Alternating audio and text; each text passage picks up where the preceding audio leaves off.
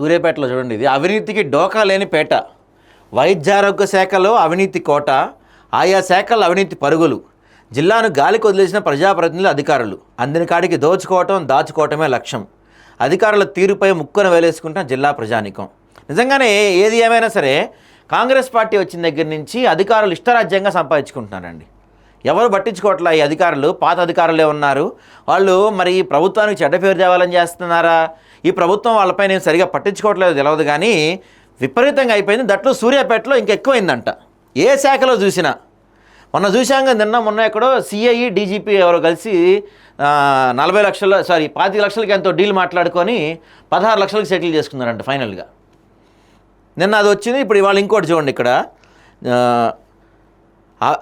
అదేంటి, జిల్లా పోలీస్ శాఖల అవినీతి ఫిర్యాదులు 25 ఫిర్యాదులు, డజన్ల పైగా సెటిల్మెంట్తో కలకల్లాడుతున్నాయి. తాజాగా సోమవారం జిల్లాలో జరిగిన ఏసీబీ తనిఖీల్లో భాగంగా సూర్యాపేట పట్టణ సిఐ వీర్రాఘవులు, సూర్యాపేట సబ్ డివిజన్ అధికారి కె పార్థసారథి ఏసీబీ అధికారులకు చిక్కిన విషయం తెలిసిందే. డిఎస్పీ జిల్లాకు వచ్చి 40 రోజులు మాత్రమే అయిందంటండి. వీరి అవినీతి ఆకలికి చివరగా వారే బలి కావాల్సి వచ్చింది. చిన్న ఫిర్యాదులో వచ్చిన లక్షల్లో డిమాండ్ చేస్తూ, లేకుంటే అక్రమ కేసులు బనాయించి బయటికి రాకుండా చేస్తామని అపోజిషన్లో ఉన్న వ్యక్తులను పోలీసులు అల్లెత్తిస్తున్నారు. జిల్లాలో ఈ అధికారులే కాదు, చాలామంది సబ్ ఇన్స్పెక్టర్లు, ఇన్స్పెక్టర్లు అవినీతి ఎస్కాట్ వాహనంలో దూసుకుపోతుంది. టైర్ పంచర్ అయితే కానీ తెలీదు ప్రమాదం జరిగిందని, పట్టుబడితే కాదు అవినీతి జరిగిందని. ఎందుకంటే పట్టుబడినంత వరకు అందరూ దొరలే, ఒకసారి దొరికితేనే ఆడు ఎంత దొంగలో తెలిసింది.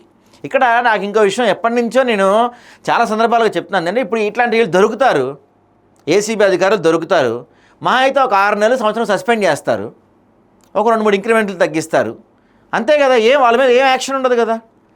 గతంలో ఎంతమంది దగ్గర లంచాలు తీసుకుంటాడు అప్పటి వరకు ఆయన, ఆ అధికారులు.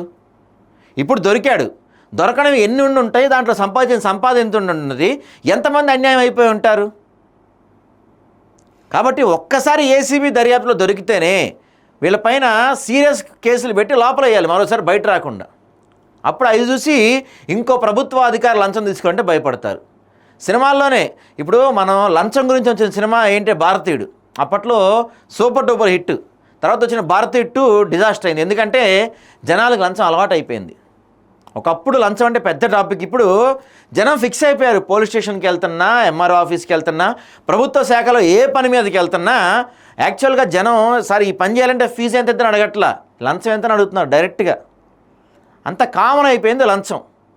ఈ అధికారులు ఇంకా పోలీసు వాళ్ళు వీళ్ళైతే అసలు చిన్న చిన్న వాటికి కూడా ఎంత మరి ఏంటి, ఎంత ఇస్తావు ఏంటి, మళ్ళీ